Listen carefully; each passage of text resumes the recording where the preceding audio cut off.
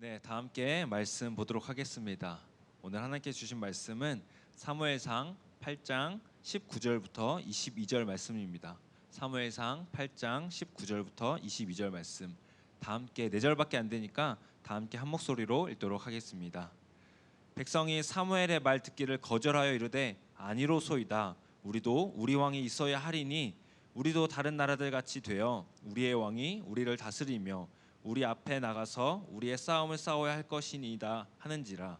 사무엘이 백성의 말을 다 듣고 여호와께 아뢰매 여호와께서 사무엘에게 이르시되 그들의 말을 들어 왕을 세우라 하시니 사무엘이 이스라엘 사람들에게 이르되 너희는 각기 성읍으로 돌아가라 하니라. 아멘. 제가 짧게 기도하고 말씀 나누도록 하겠습니다. 사랑의 하나님 감사합니다. 하나님, 우리가 주일, 이렇게 거룩한 주일 정말 주님을 예배하기 위해 또한 이 자리에 나왔습니다. 하나님, 진정으로 어떠한 상황에서도 예배를 받으시는 그 하나님 앞에 우리가 나왔사오니 주님만 의지하고 주님만 바라보는 귀한 시간 될 수 있도록 주님 인도하여 주시옵소서. 또한 부족한 종이 입구 가운데 섰습니다. 저의 입술을 통하여서 정말 하나님의 그 말씀만 전해질 수 있도록 주님 인도하여 주시옵소서. 감사드리며 예수님의 이름으로 기도드립니다. 아멘. 네, 오늘은 누가 우리의 왕인가 라는 제목으로 함께 말씀을 나누려고 합니다. 현재 중국에서 시작된 신종 코로나 바이러스가 아시아뿐만 아니라 우리가 잘 산다고 생각하는 유럽에서 또한 미국에서 이렇게 확진자들이 많아졌고 지금 사망자까지 생겼습니다. 우리나라는 저번 주까지만 해도 신종 코로나 바이러스가 거의 끝날 것 같은 느낌이었는데 최근에 대구에서 그 한 사람으로 통하여서 정말 많은 사람들이 코로나에 걸리게 되었습니다. 분명 전날까지는 50명도 채 안 되는 그러한 적은 인원이었는데 정말 말도 안 되게 많이 늘었습니다. 한 사람의 영향이 이렇게까지 심할지 몰랐는데 정말 말 그대로 슈퍼 전파자가 되었습니다.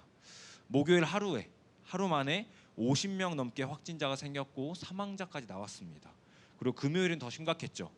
100명 넘게 확진자가 생겼고 사망자가 생겼습니다. 그리고 부산까지 확진자가 생겼습니다. 그리고 토요일, 어제도 이제 200명이 넘게 걸려서 총 확진자가 400명이 넘더라고요. 코로나 사건이 크게 터졌는데도 우리는 예배를 드려야 되니까, 그래서 저는 설교를 준비해야 하니까 이렇게 설교를 준비하는데 이런 생각이 들었습니다. 우리가 대단하다고 생각하는 많은 나라의 대통령들도, 그리고 정말 위대하다는 그 의사들까지도 그 누구도 이 사태를 막지 못하는구나 라는 생각이 들었습니다. 또한 정말 지혜롭고 대단한 왕이며 그런 대통령 혹은 의사라고 할지라도 이 사태는 정말 막을 수 없구나, 이런 전염병 앞에서는 정말 모든 인간이 아무것도 할 수 없구나, 그래서 연약한 존재구나 라는 걸 느끼게 되었습니다. 오늘 우리가 살펴볼 사무엘상, 이 사무엘상을 대표하는 인물이 3명 정도 됩니다. 혹시 우리 친구들은 누군지 알고 있나요? 네, 먼저 선지자이며 제사장인 사무엘, 그리고 초대 왕이었던 사울, 그리고 양을 치던 소년 다윗, 이렇게 3명입니다. 그 중에 왕이 된 사람이 누구죠? 네, 사울과 다윗입니다. 우리가 오늘은 사울과 다윗이 왜 왕으로 세워졌는지에 대해서 우리가 함께 나누려고 합니다. 또한 그 전에는, 사울이 왕으로 세워지기 전에는 왜 왕이 없었는지, 그리고 왕이 세워지게 된 이유가 무엇인지 함께 알아보려고 합니다. 사울 왕이 세워지기 전까지 이스라엘에 왕이 있었을까요, 없었을까요? 사람인 왕은 없었기 때문에 사울 왕이 처음으로 왕이 되었습니다. 사울 전에는 왕이 없었던 거죠. 사무엘상 전 시대, 사무엘 전 시대가 사사 시대인데, 사사 시대를 보면 딱 한 구절로 이 사사 시대를 요약할 수 있습니다. 우리 함께 사사기 21장 25절 말씀을 한번 읽어봤으면 좋겠습니다. 사사기 21장 25절 말씀입니다. 그때 이스라엘에 왕이 없었으므로 사람이 각기 자기 소견에 옳은 대로 행하였더라. 아멘. 자, 왕이 있었다고 없었다고 말하고 있죠. 그죠? 문자적으로 본다면 정말 왕이 없었어요. 사람인 왕이 없었기 때문에, 인간인 왕이 없었기 때문에 왕이 없었다라고 말하고 있어요. 그런데 정말 더 정확히 본다면 이스라엘 백성들은 하나님을 왕으로 인정하지 않았다라는 걸 말하고 있는 거예요. 그 전에도 분명히 왕은 계셨어요. 누구죠? 바로 창조주 하나님만. 그 하나님이 이스라엘의 유일한 왕으로 항상 계셨어요. 그러나 이스라엘 백성들은 세상을 만드시고 이스라엘을 계속해서 이끄셨던 그 하나님을 왕으로 인정하지 않기 시작했어요. 어느 순간 하나님을 인정하지 않는 것을 넘어서서 이제는 우상을 숭배하고 눈에 보이는 다른 신들을 섬기려고 했어요.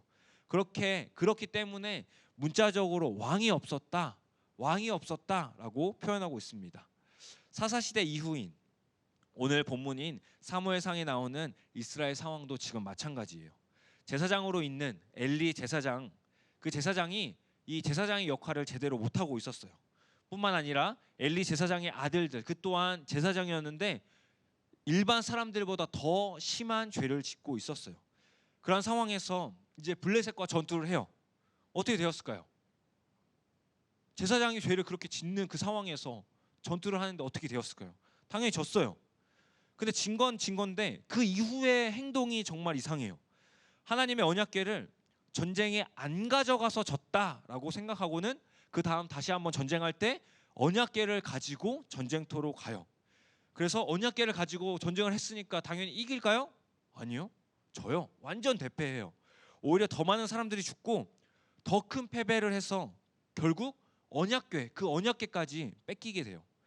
하나님의 임재를 상징하는 이 언약궤를 빼앗겼지만 하나님은 정말 자비로우신 하나님은 이 언약궤가 머물렀던 블레셋 도시마다 재앙을 내리셨어요. 그래서 이스라엘 백성들은 정말 아무것도 하지 않았음에도 불구하고 그 언약궤가 이스라엘로 다시 돌아오게 돼요. 블레셋 사람들이 계속 전염병을 당하니까 이제 도저히 안 되겠다 싶어서 이스라엘로 다시 돌려보내게 된 거예요. 그리고 사무엘상 7장에서는 사무엘이 모든 이스라엘 백성들을 모아서 함께 미스바에서 회개 기도를 해요. 그 상황을 들은 회개 기도를 이스라엘 백성들이 하고 있으니까 그 상황을 들은 블레셋 사람들이 이 상황에 이스라엘을 다시 쳐야겠다, 다시 공격해야겠다 해서 공격을 하러 가요. 거기서 하나님께서 블레셋 사람들을 큰 우레로 치셔서 블레셋이 이스라엘에 못 들어오게 막으셨어요. 언약궤가 다시 제발로 이스라엘에 돌아온 것처럼 블레셋에게도 아무것도 하지 않았는데 이스라엘은 승리하게 돼요. 그렇게 하나님께서 이스라엘을 이끄신다는 것을 계속해서 이스라엘 백성들에게 보여주셨고 이스라엘의 왕은 오직 하나님 한 분이다라는 그 사실을 계속해서 보여주고 있는 상황이에요. 그런데 바로 사무엘상 8장에서 7장에서 그렇게 회개하고 블레셋을 물리치셨는데 바로 8장에서 이스라엘 백성들은 사무엘에게 왕을 세워달라고 요청을 하고 있어요. 계속 하나님을 왕으로 인정하지 않고 눈에 보이는 인간인 그 왕이 필요하다라고 계속 요청하고 있는 거예요. 그 이유가 우리 본문 8장 19절 말고 그 앞에 1절부터 3절에 적혀 있어요. 사무엘이 늙어서 그의 아들들인 요엘과 아비야를 이스라엘의 사사로 세웠어요. 그런데 이들도 엘리 제사장의 아들들처럼 이 홈리와 비느하스처럼 악을 행했어요.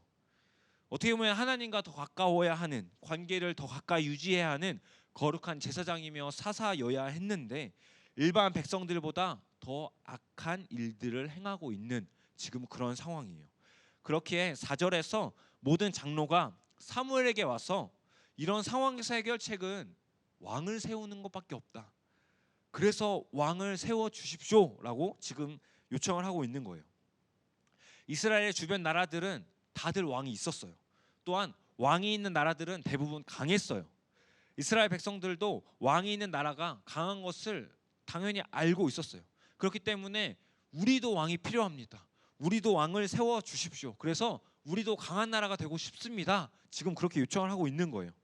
이스라엘의 왕은 하나님이시고 하나님이 다스리시는 이스라엘이기에 어떻게 보면 가장 강한 나라인데도 하나님을 왕으로 인정하지 않고 자신들의 눈에 보이는 자신들을 전쟁의 승리로 이끌어줄 수 있을 것 같은 인간으로 된 왕을 지금 달라고 요청하고 있는 거예요. 왕을 세워달라는 이야기를 들은 이 사무엘은 어떤 기분이었을까요? 기분 좋았을까요? 절대 기쁘지 않았어요.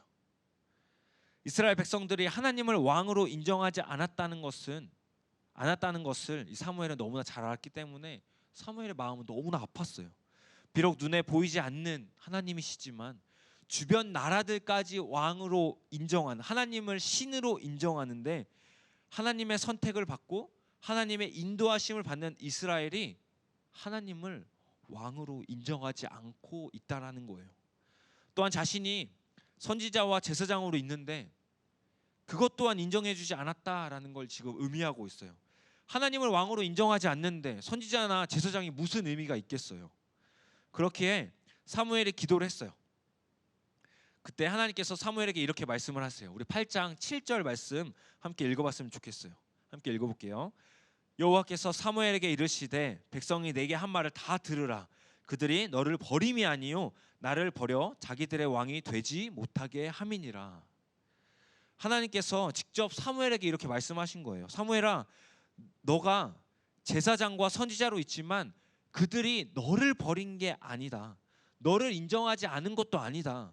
이스라엘의 참 왕인 나 하나님을 버려서 이스라엘의 왕이 되지 못하게 한 것이다 라고 말씀하고 있는 거예요. 이스라엘의 정체성은 하나님의 백성들이에요. 하나님만이 왕이신, 하나님만을 왕으로 섬기는 나라의 백성들, 그것이 바로 이스라엘 백성들이에요. 그런데 그 정체성을 버리려고 이스라엘 백성들이 스스로 막 노력하고 있는 것 같아요. 하나님을 왕으로 섬기지 않고 인정하지 않고 다른 나라들처럼 눈에 보이는 인간의 왕이 필요하다라고 지금 요청을 하고 있는 거예요.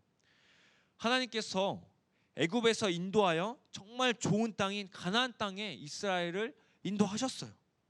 가나안 땅, 이제 좋은 땅에 그렇게 정착해서 편하게 사니까 이제는 이스라엘 백성들이 우리는 다른 나라보다 약합니다 이렇게 불평을 해요. 약하니까 이제 왕을 세워주셔서 다른 나라들처럼 강한 나라가 되게 해주세요 지금 요청을 하고 있는 거예요. 하나님의 말씀에 순종했을 때 하나님이 어떻게 이스라엘을 인도하셨는지 기억을 안 하고 그저 주변 나라들과 비교해서는 그 나라들보다 우리가 약하기 때문에 왕을 세워서 우리가 강한 나라가 되게 해달라 지금 요청을 하고 있는 거예요. 결국 하나님께서 이스라엘 백성들의 그 말을 이제 들으시고 사무엘을 통해서 말씀하셔요. 그런데 그 말씀이 왕을 세웠을 때 받을 경고의 말씀이에요. 읽진 않았지만 10절부터 18절까지 왕이 세워지면 너희가 이런 피해를 받을 거다라고 하나님께서 말씀을 하셔요. 왕이 세워지면 너희 아들들을 데려다가 병사로 쓸 거다. 너희의 딸들을 데려다가 향료를 만들거나 요리하는 사람으로 세울 거다. 너희 땅도 왕의 신하들에게 줄 것이고 재산도 신하들에게 줄 거다. 이렇게 경고를 하면서 말씀을 하고 계세요. 그 중요한 경고를, 더 중요한 마지막 경고를 한마디를 더 하세요. 우리 함께 18절 말씀 한번 읽어봤으면 좋겠습니다. 18절입니다. 그날에 너희는 너희가 택한 왕으로 말미암아 부르짖되 그날에 여호와께서 너희에게 응답하지 아니하시리라 하니. 너희가 왕을 세워달라고 했기 때문에 너희도 인정하는 인간으로서의 왕을 세워주겠다. 그렇지만 그 왕으로 인해서 너희가 부르짖을 때, 너희가 회개할 때 나는 너희에게 응답하지 않을 거다라고 말씀하시는 거예요. 정말 무서운 말씀 아닌가요? 하나님께서 응답하지 않으신다, 이 말이 얼마나 무서운 말이에요. 그런데 19절에서 이스라엘 백성들의 반응은 어떻죠? 우리 8장 19절 말씀도 함께 읽어볼까요? 8장 19절입니다. 백성이 사무엘의 말 듣기를 거절하여 이르되 아니로소이다. 우리도 우리 왕이 있어야 하리니.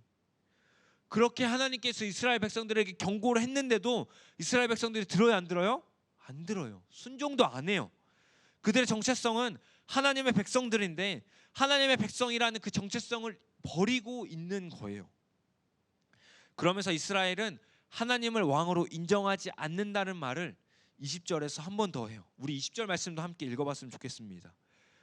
우리도 다른 나라들 같이 되어 우리의 왕이 우리를 다스리며 우리 앞에 나가서 우리의 싸움을 싸워야 할 것이니이다 하는지라. 오히려 하나님의 백성이라는 정체성을 버리고 다른 나라들처럼 왕이 하나님이 아닌, 그 왕이 하나님이 아니라 사람이 왕이 되는 삶을 우리는 살고 싶습니다라고 이야기를 하는 거예요. 하나님이 왕이면 우리는 약합니다. 지금 우리는 약하지 않습니까? 사람이 왕이 세워져야 우리는 더 강해질 수 있습니다. 지금 이야기를 하고 있는 거예요. 자, 그렇다면 여기서 질문 하나가 생겨요. 정말 이스라엘은 약했어요, 지금? 왕이 있는 다른 나라들보다 정말 약한 나라인가요? 그런 질문이 생겨요. 자, 이스라엘은 처음에 어떤 나라였죠? 창세기로 돌아가 보면 요셉이 애굽에서 총리가 되면서 애굽으로 넘어온 가족이 70명이었어요. 그 인원은 절대 나라라고 할 수 없겠죠. 그런데 그 70명이었던 작은 인원이 애굽에서 나왔을 때, 출애굽할 때 얼마나 되는지 알아요? 200에서 300만이라는 엄청난 인구가 되었어요.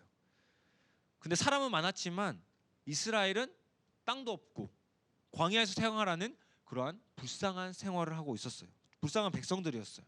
이후 하나님께서 많은 땅을 정복하게 하셨고 아주 좋은 땅인 가나안 땅을 허락하셨어요.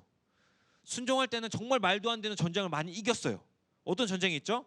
모세가 팔을 들고만 있으면 이겼던 아말렉과의 전투, 그리고 그냥 돌기만 하면, 그 성을 돌기만 하면 승리했던 여리고 전투가 있었어요. 순종하니까 하나님은 이스라엘을 강하게 하셨고 항상 승리만 허락하셨어요.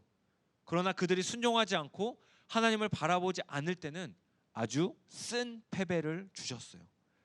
약할 때 강함 되신 하나님께서는 인간의 눈으로 볼 때는 약하게 보이는 이스라엘이었지만 하나님께 순종하고 하나님을 의지했을 때는 그 어떤 강한 적보다 더 강한 이스라엘이었어요. 항상 승리를 주셨기 때문이에요.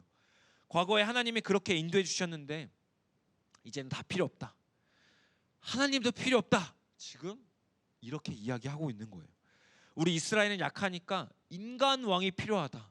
강한 왕이 필요하다. 그래서 우리나라가 강해졌으면 좋겠다라고 이야기를 하는 거예요. 결국 하나님께서 이스라엘 백성들의 말대로 왕을 세우고자 하세요. 그리고 세워진 왕이 초대 왕인 누구죠? 사울 왕이에요. 사울은 9장 2절에 보면 모든 백성보다 어깨 위만큼 키가 더 컸다 이야기를 해요. 평균보다 얼굴 하나가 더 있으니까 지금으로 친다면 190에서 한 2m 정도 되는 키지 않았을까요? 그런데 키만 큰 것이 아니라 준수한 소년이었다라고 이야기를 해요.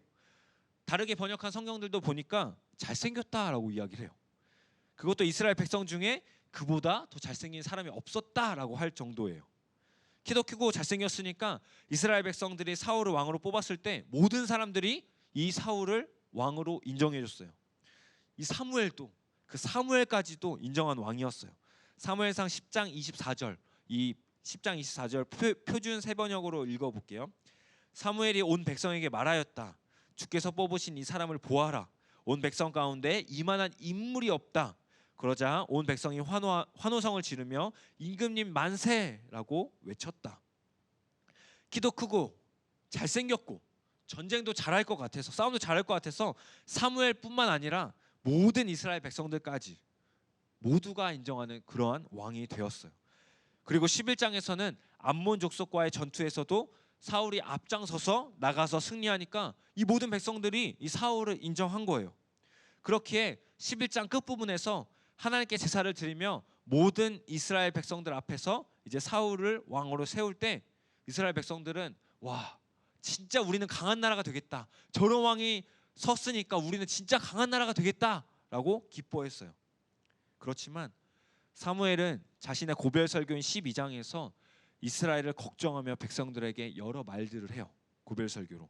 그 중에 우리가 12장 13절부터 15절 말씀을 함께 읽어봤으면 좋겠습니다. 13절부터 15절 말씀입니다. 시작. 이제 너희가 구한 왕, 너희가 택한 왕을 보라. 여호와께서 너희 위에 왕을 세우셨느니라. 너희가 만약 여호와를 경외하여 그를 섬기며 그의 목소리를 듣고 여호와의 명령을 거역하지 아니하며 또 너희와 너희를 다스리는 왕이 너희의 하나님 여호와를 따르면 좋겠지만은 너희가 만약 여호와의 목소리를 듣지 아니하고 여호와의 명령을 거역하면 여호와의 손이 너희의 조상들을 치신 것 같이 너희를 치실 것이라. 아멘. 사무엘은 이스라엘 백성들에게 이렇게 말하고 있는 거예요. 너희에게 하나님께서 왕을 세워주셨지만 너희의 정체성을 기억해라. 너희의 정체성을 기억해라. 너희는 하나님의 백성들이기 때문에 여호와를 경외하고 하나님을 경외하고 하나님의 말씀에 순종해야 된다. 그리고 왕 또한 마찬가지다. 비록 인간들 중에서는 왕이지만 그 또한 진정한 왕이신 하나님의 말씀을 듣지 않는다면 하나님께서 치실 것이다. 그리고 너희도 진정한 왕이신 하나님의 말씀을 듣지 않는다면, 순종하지 않는다면 너희도 하나님께서 치실 것이다. 지금 이렇게 말씀하고 있어요. 이스라엘 백성들은 사울을 왕으로 세웠지만 사울 또한 이스라엘 백성들처럼 하나님의 말씀에 순종해야 하는 사람에 불과했다라는 거예요. 왕으로 세워졌지만 결국 하나님의 다스림 속에 있는 인간, 한 인간에 불과했다라고 말씀하고 있는 거예요. 그렇게 하나님의 말씀에 순종하지 않으면 사울도 버려지는 존재, 그런 연약한 인간, 한 인간에 불과하다라고 말을 하고 있는 거예요. 자, 결국 이 사울은 어떻게 되죠? 순종하지 않아서 왕에서 내려오게 돼요. 13장과 15장에 너무나 큰 죄를 두 번이나 지어요. 제사장 없이 자신이 제사를 드린 것, 이것이 바로 첫 번째 죄예요. 그리고 두 번째 죄는 하나님 말씀에 순종하지 않고 아각 왕과 좋은 동물들을 살려놓았어요. 하나님께서 모두 다 죽이라고 하셨는데 살려놨어요. 이는 자신의 정체성을 잃어버린 거예요. 자신이 왕이 되었다고 하나님의 말씀에 순종하지 않은 거예요. 비록 15장 24절에 보면은 이 사울이 하나님께 회개를 해요. 그런데 이미 하나님의 말씀을 무시하고 가볍게 여겼던 사울은 하나님께서 이미 버리셨어요. 이 말씀을 통해서 우리가 한 가지 사실을 함께 깨달았으면 좋겠어요. 우리는 하나님의 백성들이며 거룩한 제사장들이에요. 이스라엘 백성들은 하나님을 왕으로 인정하지 않았기에 인간으로 된 왕을 세워달라고 요청을 했어요. 그렇게 하나님은 결국 인간으로 된 왕을 세워주셨지만 이스라엘 백성들과 그리고 또한 사울 왕도 하나님 말씀에 순종하지 않았어요. 자, 우리는 그렇다면 누구의 왕을, 어떤 사람 그 왕을 따라야 될까요? 누가 우리의 진짜 왕일까요? 우리의 왕은 오직 하나님 한 분이세요. 많은 사람들이 사울을 왕으로 인정했을지라도 사울조차도 하나님의 말씀에 순종해야 하는 그러한 인간에 불과했다라는 거예요. 자, 우리는 이 코로나 바이러스 사태로 인해서 인간의 연약함을 우리 모두가 정말 많이 깨달았을 거예요. 우리가 생각하는 대단하고 정말 위대한 사람들조차 손을 전혀 쓸 수 없는 상황이 지금 이 상황이잖아요. 그런 상황 속에서 누가 우리의 진정한 왕일까요? 참 많은 사람들이 정부가 무능하다 욕하고 있는 상황이에요. 사실 정부의 능력의 유무를 떠나서 인간은 원래 모든 것을 할 수 있는 능력을 가진 그런 사람들이 아니에요. 우리는 그저 우리의 진정한 왕이신 하나님을 의지하며 기도해야 하는 그러한 연약한 인간들이에요. 왜냐하면 우리는 할 수 있는 게 없기 때문이에요. 지금 코로나 바이러스를 낫게 하는 방법을 누가 안다면 바로 세계적인 영웅이 될 거예요. 근데 그런 사람이 있나요? 있으면 벌써 낫겠죠, 다. 하지만 없어요. 우리는 어떤 사람을 의지하면 지금 상황에서 보면 그 상황에서 그 사람을 우리는 실망할 수밖에 없을 거예요. 아무리 사울처럼 위대해 보이는 사람이 왕이 될지라도 이후에 보면 죄를 짓고 하나님을 떠나고 전쟁에서도 지면서 나약한 존재라고 볼 수가 있어요. 모든 인간은 이렇게 나약해요. 그저 먼지에 불과한 사람들이기 때문이에요. 그런 우리가 할 수 있는 게 뭘까요? 우리의 왕이신 하나님을 의지하는 거예요. 우리의 왕이신 하나님을 의지하는 거예요. 하나님만이 나의 왕이시라고 고백하는 것, 그 고백의 삶이 바로 우리의 삶이 되어야 한다는 거예요. 다윗이 시편 5편 2절에서 이렇게 고백을 해요. 나의 왕, 나의 하나님이여, 내가 부르짖는 소리를 들으소서. 내가 주께 기도하나이다. 아멘. 하나님만이 나의 왕이셔서, 나의 기도를 들으시고 응답하실 것을 믿고 이렇게 기도를 한 거예요. 우리도 지금 이 상황에서 할 수 있는 것은 하나님만이 우리의 왕이신 것을 인정하고 고백하며 주님이 왕이시니 지금 이 사태를 주님만 해결할 수 있습니다. 그렇게 우리가 기도하며 나아가야 한다는 거예요. 왕이 없어서 두려워했던 이스라엘 백성들처럼 어떤 왕이 세워지면 해결될 거다 그렇게 생각하는 것이 아니라 오직 하나님만이 우리의 왕이 되어 주셔서 모든 것을 주님께서 해결해 주신다는 그 믿음을 가지고 우리가 나아가야 한다라는 거예요. 그때 하나님은 성령을 통해서 역사하실 거예요. 스가랴 4장 6절 말씀 우리 함께 읽었으면 좋겠습니다. 함께 읽게요. 시작. 그가 내게 대답하여 이르되 여호와께서 스룹바벨에게 하신 말씀이 이러하니라. 만군의 여호와께서 말씀하시되 이는 힘으로 되지 아니하며 능력으로 되지 아니하고 오직 나의 영으로 되느니라. 아멘. 오직 성령이 함께 하실 때 모든 것이 가능할 줄 믿습니다. 아멘.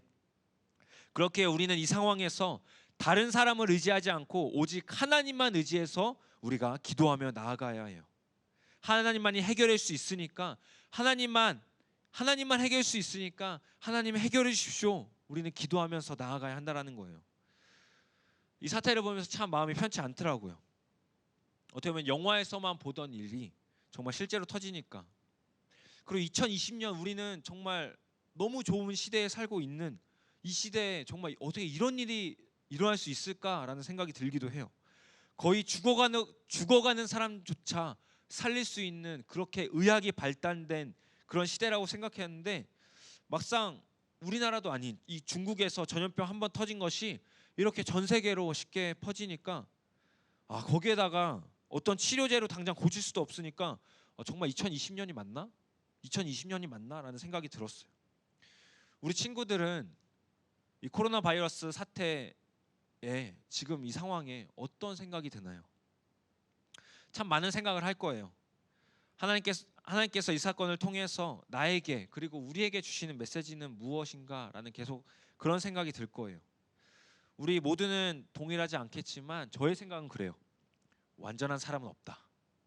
완전한 사람은 없다. 모두가 연약해서 코로나에 걸릴 수밖에 없는 그러한 연약한 인간에 불과하다. 그런 연약한 인간이기에 우리를 위해 그런 연약한 인간을 위해 죄인을 위해 예수 그리스도께서 그렇기 때문에 이 땅에 오셨구나. 우리는 그분을 바라보고 믿음으로 인해서 우리는 그래서 구원을 얻을 수 있구나라는 그 사실을 깨달았어요. 그렇게 우리의 유일한 왕은 오직 하나님 한 분이시구나 그 사실을 깨닫게 되었어요. 우리 친구들도 한번 생각을 해봤으면 좋겠어요. 하나님이 코로나 바이러스 사태로 나에게 어떤 메시지를 주고 계신지 기도하면서 생각해봤으면 좋겠어요.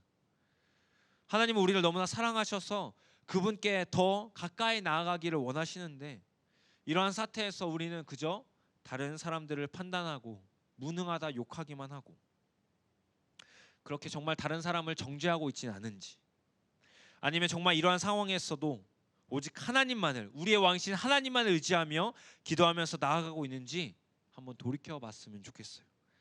사람의 무능력을 욕하기보다는 그리고 이단인 신천지만을 그냥 막 욕하는 것보다는 그 모든 사람들을 하나님께서 불쌍히 여기셔서 오히려 이러한 사태를 통하여 오직 하나님만이 진정한 왕 오직 하나님만이 진정한 신이라는 그 사실을 모두 깨닫게 그렇게 하나님께서 모든 사람이 깨닫게 해달라고 그렇게 우리가 기도했으면 좋겠어요. 신천지도 얼마나 불쌍해요. 이만이라는 그 거짓 교주를 믿어서 계속해서 거짓으로 살고 있잖아요. 그런 자들까지도 진리를 깨닫고 주님께 돌아올 수 있도록 우리가 그 사람들을 불쌍히 여기면서 기도했으면 좋겠어요. 우리의 왕은 오직 하나님 한 분이세요. 그 사실을 우리 모두가 인정했으면 좋겠어요. 아니요, 인정해야 해요. 왜냐? 진정한 왕은 오직 하나님 한 분이시기 때문이에요. 이 모든 사태를 해결할 수 있는 분도 사람이 아닌 오직 우리의 왕이신 하나님 한 분이세요. 이제 말씀을 마치려고 해요. 이스라엘 백성들처럼 어리석게 참된 왕이신 하나님을 버리고 능력 있는 사람, 강한 사람, 그 사람을 왕으로 세우고 의지하면서 살아가면 안 돼요. 그렇게 보이는 사람들은 코로나에 안 걸릴 것 같나요? 다 걸려요. 모든 사람이 걸릴 수밖에 없는 병이에요. 제 아내랑 집에서 이런저런 얘기를 했어요. 그러다가 아내가 저한테 그러더라고요.